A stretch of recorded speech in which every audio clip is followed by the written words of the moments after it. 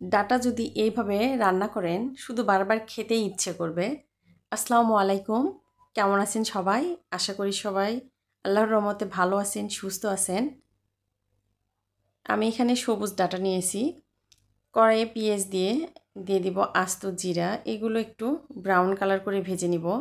যখন পেঁয়াজটা একটু হালকা কালার চলে আসবে তখন এখানে দিয়ে দিব কাঁচামরিচ, আদা রসুন বাটা। এগুলো তেলের সঙ্গে আরেকটু আমি ভেজে নিব।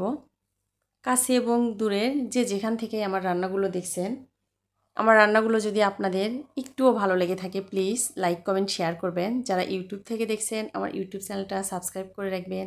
যারা ফেসবুক থেকে দেখছেন আমার ফেসবুক পেজটা ফলো দিয়ে রাখবেন।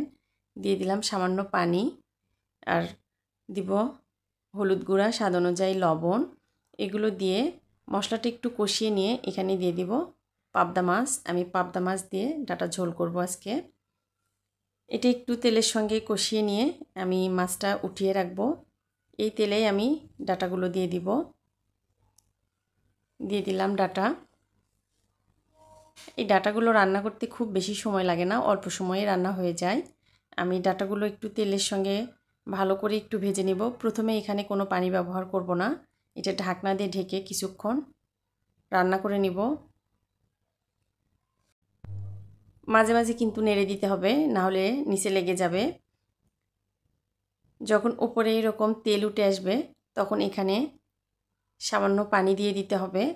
পানি দিয়ে আবারও একটু ভালো করে কষিয়ে নিয়ে ঢাকনা দিয়ে ঢেকে রান্না করতে হবে, আর মাঝে মাঝে নেড়ে দিতে হবে।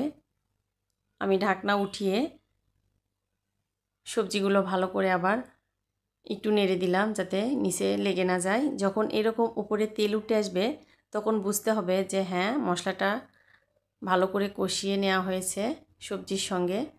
তখন এখানে একটা পাকা টমেটো দিয়ে দিব। আপনারা চাইলে এটা নাও দিতে পারেন, আপনাদের ইচ্ছা। আমি দিয়ে দিলাম। টমেটো দিলে আমার কাছে খুব ভালো লাগে, আর এটা কালারও খুব সুন্দর আসে, দেখতে খুব কালারফুল লাগছে, লাল আর সবুজ কালার। এখানে এই পর্যায়ে দিয়ে দিব ঝোলের জন্য পানি। লাল সবুজের এই কালারটা দেখতে এত সুন্দর লাগছে, খুব ভালো লাগছে আমার কাছে দেখতে। এখানে দিয়ে দিব এই পর্যায়ে কষিয়ে রাখা পাবদা মাছ। এইটা দিয়ে কিছুক্ষণ ঢাকনা দিয়ে ঢেকে রান্না করে নিতে হবে। যখন ঝোলটা এই পর্যায়ে ভালো করে ফুটিয়ে যাবে নামানোর আগে, তখন এখানে দিয়ে দিব কিছুটা ধনিয়া পাতা কুচি। কার কার এরকম ডাটার পাতলা ঝোল পছন্দ অবশ্যই আমাকে কমেন্ট করে জানাবেন। আর আমার রান্নাটা কেমন হয়েছে কমেন্ট করে জানাতে কিন্তু ভুলবেন না। সবাই ভালো থাকবেন, সুস্থ থাকবেন। আল্লাহ হাফেজ।